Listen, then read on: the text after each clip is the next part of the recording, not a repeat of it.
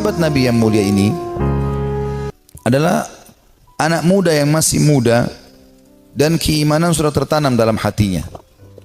Zaman dulu orang tidak punya kamar mandi dalam rumah, maka orang kalau mau pergi ke WC ataupun mau mandi, maka biasanya orang pergi ke padang pasir.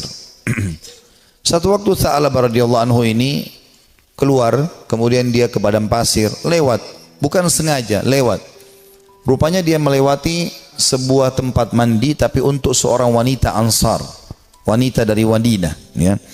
Dan wanita ini terkenal, ya, sangat punya kecantikan dan kulitnya putih bersih. Dan ini bukan terlihat, telanjang bulat semuanya, tidak. Tetapi Tha'labah radhiyallahu anhu lewat.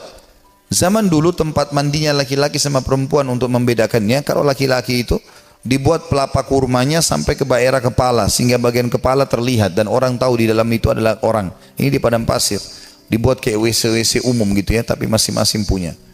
Kalau perempuan tertutup semuanya, tetapi karena terbuat dindingnya dari pelapa kurma, ya, mirip dengan pelapa-pelapa kelapa kita sekarang ya, ada serat-serat, ada lubang celah di antaranya, maka dia sempat lihat sepintas perempuan tersebut dan itu mengganggu hati dia.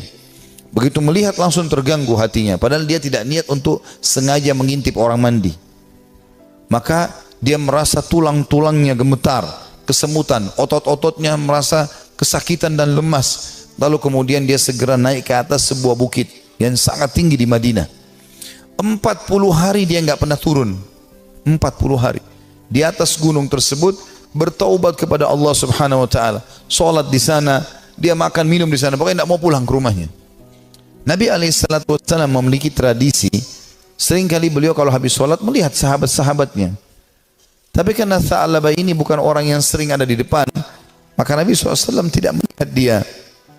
Jibril alaihissalam datang setelah 40 hari dari masa perbuatan Tha'labah ini radhiyallahu anhu, mengatakan, hai Muhammad, Allah memerintahkan kau untuk memanggil Tha'labah yang sedang berada di atas gunung karena dia merasa bersalah dengan dosanya.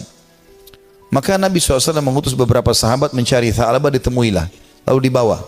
Begitu masuk ke dalam masjid, dia keringat dingin, wajahnya memerah, kehitam-hitaman, ketakutan sekali. Kata Nabi SAW, ada apa dengan engkau hai Tha'labah? Dia mengatakan, ya Rasulullah, saya telah melakukan maksiat yang besar sekali.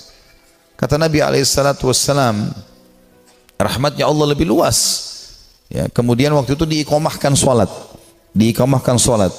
Maka salat Nabi SAW bersama para sahabat Tha'labah pun ada. Sementara salat Nabi SAW membaca ayat tentang neraka, maka Tha'labah pun pingsan dalam salatnya. Pingsan. Setelah itu habis salat para sahabat menyampaikan, Nabi SAW datang membangunkan. Setelah bangun kata Nabi SAW, ada apa dengan kau hai Tha'labah? Ya Rasulullah, saya melakukan dosa yang sangat besar bagi saya. Selama 40 hari saya merasa terus dihantui dengan ketakutan atau diselimuti dengan ketakutan ini. Merasa luar biasa, ya. Masalah saya melihat wanita tidak sengaja yang lagi mandi. Maka dia pun berkata, Nabi SAW mengatakan, rahmat Allah luas, mohon ampunlah. Dia mengatakan, ya Rasulullah, tapi hati saya masih betul-betul terganggu dengan ini, ya. Maka Nabi SAW setelah mengatakan rahmat Allah luas, pulanglah semua sahabat ke rumah, sampai beritakan Nabi SAW kalau Tha'labah sakit di rumahnya. Maka Nabi SAW datang ke rumahnya, kemudian ingin meletakkan kepala Tha'labah di atas paha Nabi SAW. Tha'labah terus berusaha menjauh radhiyallahu anhu. Kata Nabi SAW, kenapa kau jauhkan kepalamu dariku? Dia mengatakan, ya Rasulullah, kepalaku penuh dengan dosa. Ini bayangkan sosok seorang sahabat yang hanya sekedar melihat tidak sengaja wanita, ya, yang sedang mandi, itu pun cuma di celah-celah pelapa-pelapa kurma itu. Maka Nabi SAW mengatakan, rahmat Allah luas. Apa yang kau rasakan hai Tha'labah? Kata Nabi SAW. Kata Tha'labah, ya Rasulullah, semenjak saya lakukan perbuatan tersebut, hatiku rasanya seperti sedang direngut, ya, seperti ditekan dengan sesuatu. Tulang-tulangku dan otot-ototku seperti kesemutan semuanya. Aku merasa ketakutan yang luar biasa. Apa harapanmu? Kata Nabi SAW. Dia bilang, harapanku agar Allah memaafkan semua dosa-dosaku. Ya, bukan cuma itu saja, aku memaafkan, mohon supaya Allah maafkan semua kesalahanku.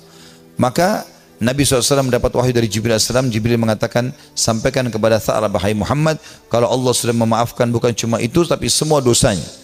Maka Nabi SAW mengatakan, hai Tha'labah, terimalah berita gembira, karena sungguhnya Tuhanmu Allah telah memaafkanmu dan ini Jibril datang menyampaikan wahyu itu. Maka Tha'labah pun bergembira senyum, kemudian dia bertakbir lalu meninggal dunia. Maka pada saat dia wafat, teman-teman sekalian radhiyallahu anhu, sahabat Nabi yang mulia, saking takutnya dengan Allah sampai mati, meninggal, ajalnya datang. Waktu itu Nabi SAW mengatakan, urus jenazahnya segera, kita kuburkan, dimandikan segala macam, disolati, habis sholat, lagi mau diantar ke kuburan, Nabi SAW jalan sambil jingkrak-jingkrak, ya sedikit beliau jinjitkan kakinya. Kata para sahabat, ya Rasulullah, kenapa anda lakukan itu? Kata Nabi SAW, saya merasa malu dengan para malaikat dan saya tidak bisa menghitung jumlah mereka yang sedang datang melayat jenazahnya Tha'labah radhiyallahu anhu.